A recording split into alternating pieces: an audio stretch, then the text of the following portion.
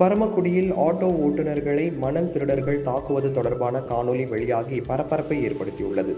ராமநாதபுரம் மாவட்டம் பரமக்குடி பட்டேல் தெருவை சேர்ந்த சந்திரசேகர் விக்னேஸ்வரன் ஆகிய இருவரும் பரமக்குடி தரைப்பாலம் பகுதியில் ஆட்டோ ஓட்டி வருகின்றனர். இந்நிலையில் கடந்த 9ஆம் தேதி அதிகாலை வைகை ஆற்றில் சிலர் மணல் அள்ளி கொண்டிருப்பதாக கிடைத்த தகவலை அடுத்து போலீசார் அங்கு சென்று மணல் திருட்டில் ஈடுபட்டவர்களை விரட்டியுள்ளனர். அப்போது ஆட்டோ ஓட்டுநர் சந்திரசேகர் மணல் திருட்டில் ஈடுபட்ட ஒருவரை பிடித்து போலீசாரிடம் ஒப்படைத்துள்ளார். சிறிது நேரம் கழித்து அப்பகுதியில் நின்று கொண்டிருந்த சந்திரசேகர் விக்னேஸ்வரன் ஆகியோர் மீது 10 பேர் கொண்ட கும்பல் கொலைவெறி தாக்குதல் நடத்தியுள்ளது. இதில் படுகாயமடைந்த சந்திரசேகர் பரமக்குடி அரசு மருத்துவமனையிலும் விக்னேஸ்வரன் ராமநாதபுரம் அரசு மருத்துவக் கல்லூரி மருத்துவமனையிலும் சிகிச்சைக்காக அனுமதிக்கப்பட்டுள்ளனர். ஆட்டோ ஓட்டுநர்கள் மீது மணல் திருட்டு கும்பல் தாக்குதல் நடத்திய சம்பவம் அங்குள்ள சிசிடிவி கேமராவில் பதிவாகியுள்ளது.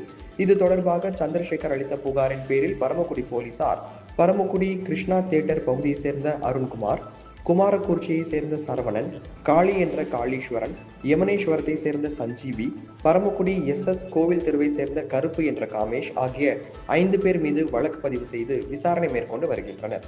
இதனிடையே ஆட்டோ ஓட்டுநர்களை மணல் திருடர்கள் தாக்குவது தொடர்பான காணொலி வெளியாகி பரபரப்பை ஏற்படுத்தியுள்ளது. மண்ணல்றவங்கள போலீஸ்காரங்க தடுத்துட்டு வந்தாங்க. அவங்கள நான் பிடிச்சி கொடுத்ததுனால நான் தான் அவங்களுக்கு போலீஸ்க்கு கம்ப்ளைண்ட் பண்ணி அவங்கள பிடிச்சி கொடுத்துட்டேன்னு சொன்னதுனால என்னை அடித்து தாக்கிட்டாங்க. எனக்கு கூட எனக்கு தம்பிக்கு தான் அவன் தான் ரொம்ப சீரியஸாக கிடக்கான். அவனுக்கு தான் இப்போ பதிவு சொல்லணும். அவன் தான் ரொம்ப சீரியஸாக அவனுக்கு நடக்கக்கூட முடியாமல் கண்ணு முழிக்காமல் கிடக்கான்.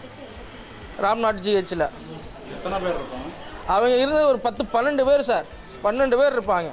கத்தியில் வெட்டி போயிட்டாங்க. நான் ஓடினீங்கிறது திறந்து ஓடினேன். உடம்புல ரத்த வெள்ளத்தில் கிடந்து புள்ள தூக்க முடியாமல் வாங்கி கிடந்தேன். தூக்கி கொண்டாந்து வீட்டில் நான் சேர்த்தேன். அவ்வளோ ரத்தம் என் பிள்ளை வெட்டி போட்டாங்க. அதுக்கு பின்னாடி என் குழந்தை மேலே வெட்டி போட்டான். அவன் தாறுமாறாக வெட்டி அவன் கிடைக்கான். 2 பேரும் நான் என்ன செய்ய முடியும்? யார் என் பிள்ளைகளுக்கு ஏதாவது நீங்கள் பதில் சொல்லணும் எங்களுக்கு. அதனால் எனக்கு எதாவது பண்ணி கொடுங்க. எனக்கு நல்லா இருப்பேன். என் பிள்ளைங்க 2 பிள்ளைகளுமே வேணுப்பா.